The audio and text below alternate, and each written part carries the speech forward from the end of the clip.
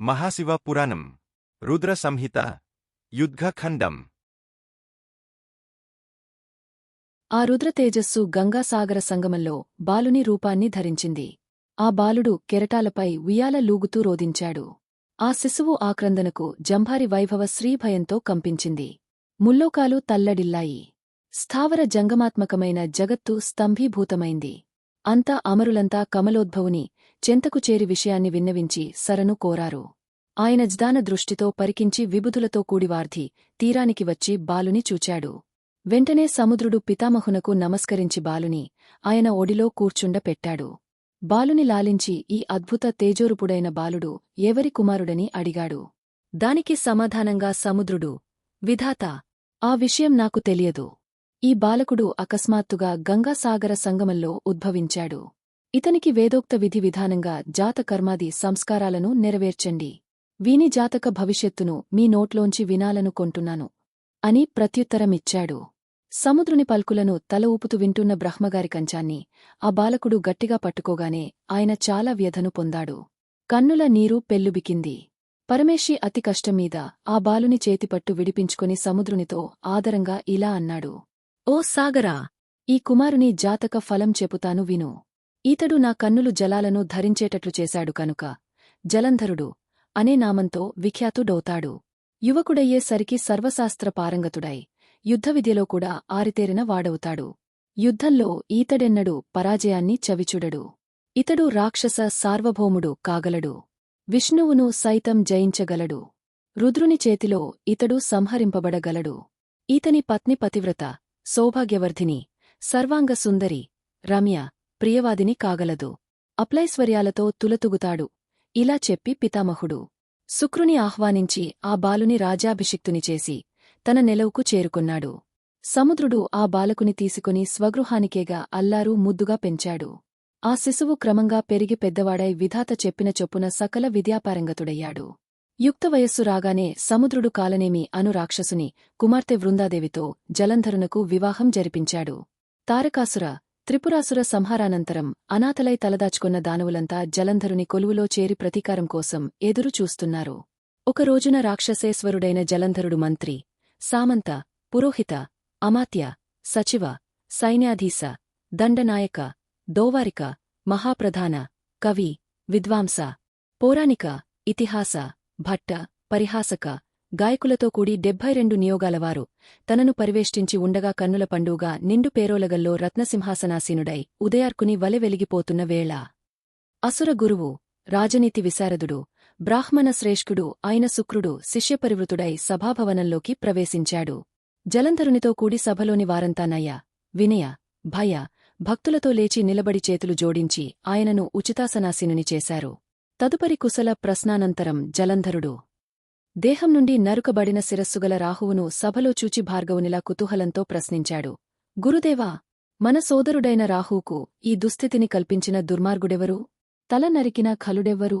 ఆ వృత్తాంతాన్ని చెప్పండి. అంత శుక్రుడిలా చెప్పసాగాడు. జలంధరా, మన రాక్షస వంశంలో పూర్వం హిరణ్యకశిపుని మునిమనుమడు, విరోచనుని కుమారుడు, గొప్ప ధర్మవేత్త అయిన బలి చక్రవర్తి ఉండేవాడు. దేవతలాయనచే ఓడింపబడి విష్ణువును ఆశ్రయించి ఆయన ఆజ్ఞచే సంధి కుదుర్చుకుని అమృతం కొరకు సముద్రాన్ని మధించారు. అప్పుడు పుట్టిన శ్రేష్ఠమైన వస్తువులను దేవతలు, రాక్షసులను వంచించి తమ హస్తగతం చేసుకొన్నారు. అలాగే ఒక్క చుక్క కూడా మనకు దక్కనీయకుండా అమృతాన్ని దేవతలే ఆస్వాదించారు. వారి మోసాన్ని గ్రహించిన రాహువు దేవతల పంక్తిని చేరి అమృతాన్ని త్రాగుతుండగా వెంటనే విష్ణువు తన చక్రంతో రాహువు శిరస్సును ఖండించాడు.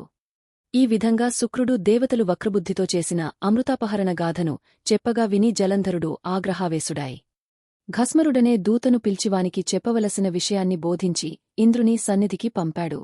వాడు అమరావతి చేరి సుధర్మా సభాభవనాంతర భద్రపీకంపై పేరోలగల్లో ఉన్న పురుహుతుని కనుగొని ఇలా అన్నాడు. ఓ పాకశాసనా! దైత్యజనేశ్వరుడు, అబ్దితనీయుడు, ప్రతాపుడు, మహావీరుడు, కవి, శుక్రుడు, సహాయుడు అయిన జలంధరుని దూతను నేను. నా పేరు ఘస్మరుడు. నా ప్రభువు చెప్పిన సందేశాన్ని విను. ఓ దేవతాధమా! నా తండ్రియైన సముద్రుని మందర పర్వతంతో మధించి కల్పవృక్ష, కామధేను, ఐరావతాది సమస్త శ్రేష్ఠ వస్తు సముదాయాన్ని నీ స్వంతం చేసుకొన్నావు. దానికి కారణం ఏమిటి? స్వార్థబుద్ధితో నువ్వు చేసిన పని ఉచితమైనది కాదు. కనుక వెంటనే వాటిని నాకు సమర్పించి సకల దేవతా సమూహంతో నన్ను శరణు వేడుకో. అలా కానినాడు నువ్వు రాజ్యభ్రష్టుడవు అవుతావు. దూత మాటలకు భయరోష సమన్వితుడైన పురుహుతుడిలా అన్నాడు. ఓ దూతా! విను. నాకు భయపడి పారిపోయిన పర్వతాలకు సముద్రుడు ఆశ్రయాన్నిచ్చాడు. అంతేకాదు, గతంలో నా శత్రువులకు ఆశ్రయాన్నిచ్చి రక్షించాడు. ఇంకా విను. సముద్రపుత్రుడైన శంఖాసురుడు మూర్ఖుడై సజ్జన సాంగత్యాన్ని విడిచి నాతో వైరాన్ని పెంచుకొన్నాడు. సాధువులను బాధించిన ఆ పాపిని నా తమ్ముడైన ఉపేంద్రుడు సంహరించాడు. ఇంకా చాలా కారణాలున్నాయి. అందువల్ల అతని శ్రేష్ఠ వస్తువులను నేను సంగ్రహించవలసివచ్చింది. ఈ సత్య విషయాన్ని నీ ప్రభువుకు విన్నవించు. వెంటనే బుద్ధిశాలి అయిన ఘస్మరుడు జలంధరుని వద్దకేగ పురందరుని వచనాలను నివేదించాడు. ఆ మాటలను విన్న జలంధరుడు ఆజాహుతికి భగ్గున ప్రజ్వలించిన హుతాసనుని వలె మండిపడి అధరం కంపింప పండ్లు పటపట కొరికాడు. అతనిదంత ఘట్టనానికి సభాభవనం బీటలు వారింది. తక్షణం అక్షిణ బలపరాక్రమ సముపేతమైన రాక్షస సైన్యాన్ని సర్వసన్నద్ధం చేశాడు. ముల్లోకాల దానవ సైన్యం వచ్చి చేరింది. భూరిభేరీ భాంకారాలతో, యుద్ధ క్రేంకారాలతో, సింహనిశుంభాది రాక్షసులతో కూడి జలంధరుడు అమరావతిని చేరి నందనవనంలో విడిదిచేసి సింహనాదాన్ని చేశాడు. దేవతలు కూడా కవచ, శిరస్త్రాణ, కోదండ, తూనిరాలను ధరించి సమరాంగణంలో సన్నద్ధులై నిలిచారు. అమరాధిపతి ఐరావతాన్ని అధిరోహించి వజ్రపాణియై రెండవ ఉదితార్కుని వలె కాంతులు గ్రుమ్మరిస్తున్నాడు. ఉభయ సైన్యాల శంఖనాదం అభహస్థవి మార్మోగింది. తుముల యుద్ధం మొదలైంది. దేవదానవులు పరస్పరం గదా, పరసు, శక్తి, ముసల, తోమర, పరిహాద్యాయుధాలతో హింసించుకొంటున్నారు. అంపవాన ముంపుగా కురుస్తోంది. భగ్నమైన రథాలతో, తొండాలు తెగిన వేదండ తండాలతో, నేలకొరిగిన తురంగాలతో, ధరవ్రాలిన సూరవరులతో సంగరరంగం, మేఘసకలాలతో కూడిన సంధ్యాకాలపుటాకాశంలా విషాదభరితంగా ఉంది. రణరంగంలో ప్రాణాలను తృణప్రాయంగా విసర్జించిన అసురులను శుక్రుడు మృత సంజీవిని విద్యతో బ్రతికిస్తున్నాడు.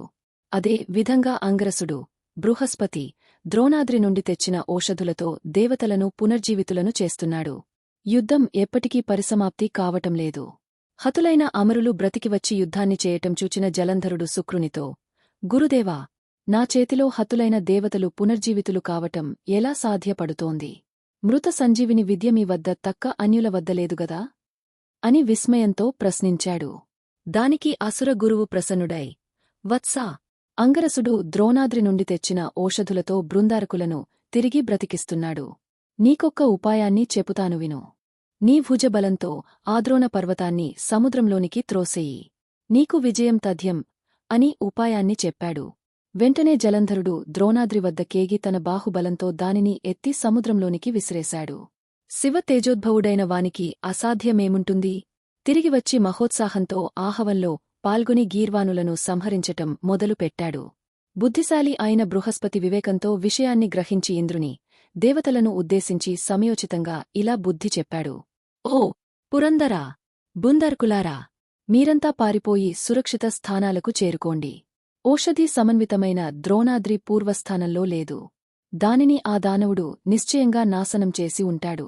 కనుక మిమ్ములను పునర్జీవితులను చెయ్యటం కుదరదు. రుద్రతేజోద్భవుడైన జలంధరుని మీరు జయించలేరు. వెనక్కు వెళ్ళండి. గురుని మాటలను పాటించి ఇంద్రాది బృందారకులు భయవిహ్వలులై శీఘ్రంగా పరుగెత్తి మేరు పర్వత గుహలలో తలదాచుకొన్నారు. జలంధరుడు విజయోత్సాహంతో అమరావతి నగర ప్రవేశం చేసి నగర లక్ష్మిని కైవసం చేసుకుని అక్కడి దేవతల అధికార స్థానాలన్నింటియందు దైత్యులను నియమించి కట్టడిని ఏర్పాటుచేసి తాను స్వయంగా మేరు పర్వత ప్రాంతానికి వెళ్లాడు. జలంధరుడు వస్తున్నాడని ముందే తెలుసుకొన్న ఆదిత్యులు ప్రాణభయంతో పలాయనాన్ని చిత్తగించి బ్రహ్మగారితో తమ దుస్థితిని విన్నవించుకొన్నారు. వెంటనే విరించి జలంధర జన్మ వృత్తాంతాన్ని వారికి వివరించి ఈ ఆపద నుండి గట్టెక్కించగలవాడు నారాయణుడొక్కడే అని నమ్మకంగా పలికి విభుతులతో కూడి వైకుంఠానికి వెళ్లాడు. వారందరూ కలిసి హరిని ఇలా ప్రార్థించారు. శ్లోకం హృషికేశ మహాబాహో భగవాన్ మధుసూదన నమస్తే దేవదేవేశ సర్వదైత్య వినాశక మత్స్యరూపాయ తే విష్ణో వేదాన్నితవతే నమః సత్యవ్రతేన సద్రాజ్నా ప్రళయాబ్ది విహారినే కుర్వానానాం సురానాం చ మంతనాయోద్యమం భృసం బిభ్రతే మందరగిరిం కూర్మరూపాయ తే నమః నమస్తే భగవన్నాథ క్రతవే సూకరాత్మనే వసుంధరాం జనాధారాం మూర్ధతో బిభ్రతే నమః వామానాయ నమస్తుభ్యముపేంద్రాఖ్యాయ విష్ణవే విప్రరూపేణ దైత్యేంద్రం బలిం ఛలయతే విభో నమః పరశురామాయ క్షత్రనేహ క్షత్రకారిణే మాతుర్హితకృతే తుభ్యం కుపితాయా సతాం ద్రుహే రామాయ లోకారామాయ మర్యాదాపురుషాయతే రావణాంతకారాయాసు సీతాయాన్హ పతయే నమః. తరువాత ఏం జరుగుతుంది అనేది నెక్స్ట్ వీడియోలో చూద్దాం. విద్యేశ్వర సంహిత, రుద్ర సంహితలోని సృష్టి ఖండం, సతీ ఖండం, పార్వతీ ఖండం పీడీఎఫ్ ఫైల్ లింకు కింద డిస్క్రిప్షన్లో ఉంది. మా వీడియో మీకు నచ్చినట్టు అయితే లైక్ చేయండి, షేర్ చేయండి. ముఖ్యంగా సబ్స్క్రైబ్ చేసుకోవడం మరచిపోకండి. మీ సలహాలు సూచనలు ఏమైనా ఉంటే కామెంట్ చేయండి. సోషల్ మీడియాలో ఫాలో అవ్వండి.